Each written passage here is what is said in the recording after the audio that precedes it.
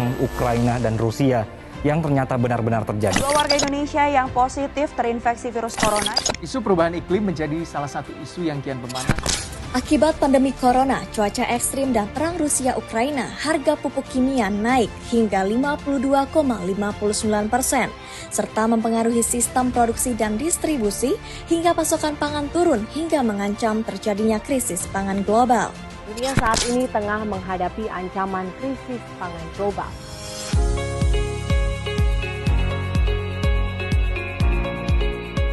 Untuk mengatasi masalah pupuk mahal, Kementan meluncurkan Genta Organik atau Gerakan Tani Pro Organik. Genta Organik merupakan gerakan pertanian pro-organik yang meliputi pemanfaatan pupuk organik, pupuk hayati, dan pembenah tanah sebagai solusi terhadap masalah pupuk mahal. Gerakan ini mendorong petani untuk memproduksi pupuk organik, pupuk hayati, dan pembenah tanah secara mandiri. Dalam gerakan ini pupuk organik dari tumbuhan mati, kotoran hewan dan atau bagian hewan dan atau limbah organik lainnya yang telah melalui proses rekayasa dinilai bermanfaat untuk meningkatkan kandungan hara serta bahan organik tanah serta memperbaiki sifat fisik, kimia dan atau biologi tanah. Bahan organik dalam bentuk pupuk organik baik cair maupun padat ini perlu dipenuhi karena ada 2 kelebihan pupuk organik, yaitu memiliki kandungan karbon dan unsur-unsur lainnya yang dapat membantu pemulihan sifat fisik tanah. Tanah bisa menjadi gembur, mampu menahan air dan lain-lain. Kemudian kelebihan kedua adalah pupuk organik ini mengandung unsur mikro yang tidak selalu dapat dipenuhi dari berbagai pupuk anorganik. Sementara itu, pupuk hayati berfungsi meningkatkan efisiensi pemupukan, kesuburan, dan kesehatan tanah.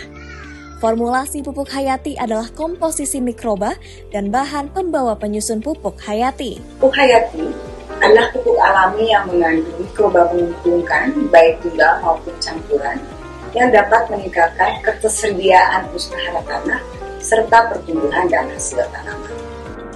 Saat ini, mikroba pupuk hayati yang banyak diteliti dan dikomersialisasikan adalah bakteri pemfiksasi nitrogen seperti Azotobacter dan Rhizobacter, mikroba parut fosfat dan kalium seperti Bacillus dan Penicillium, serta mikroba penghasil metabolit sekunder seperti fitohormon dan vitamin. Selain pemupukan, perlu adanya pembenahan tanah dengan bahan-bahan sintetis atau alami organik atau mineral berbentuk padat atau cair yang mampu memperbaiki sifat fisik kimia dan biologi tanah. Mengenai pembenah tanah atau soil ameliorat adalah sebuah produk teknologi yang ditargetkan untuk bisa memperbaiki berbagai hambatan yang dihadapi pada tanah-tanah pertanian, khususnya yang terkait dengan faktor-faktor yang mampu menghambat pertumbuhan serta produktivitas tanaman pertanian kita, seperti misalnya cekaman kekeringan, kemudian masalah-masalah kemasaman tanah yang tinggi, dan juga mengenai aktivitas mikroorganisme yang relatif lemah. Dan dengan menggunakan teknologi ini, maka kemudian tanah-tanah akan meningkat daya dukung atau kesuburannya dalam kaitannya dengan bagaimana memfasilitasi proses pelarutan unsur hara dan serapan unsur hara pupuk secara maksimal.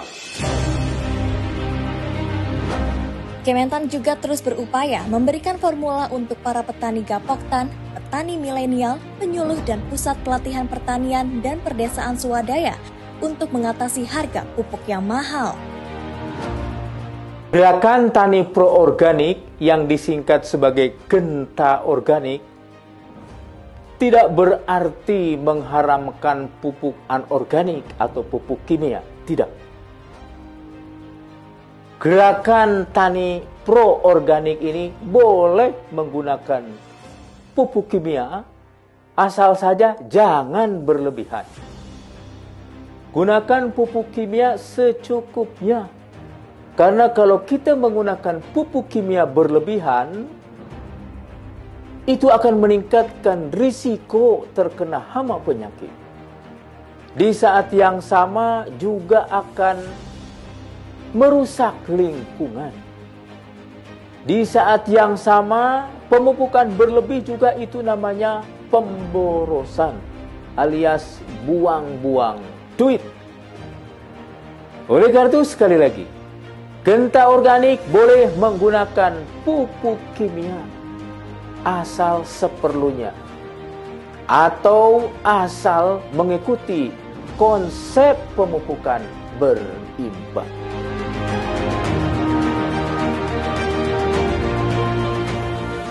Pemupukan berimbang adalah cara memberikan unsur hara dengan mengetahui berapa yang ada di dalam tanah, berapa yang dibutuhkan oleh tanaman karena ada target produksi tertentu.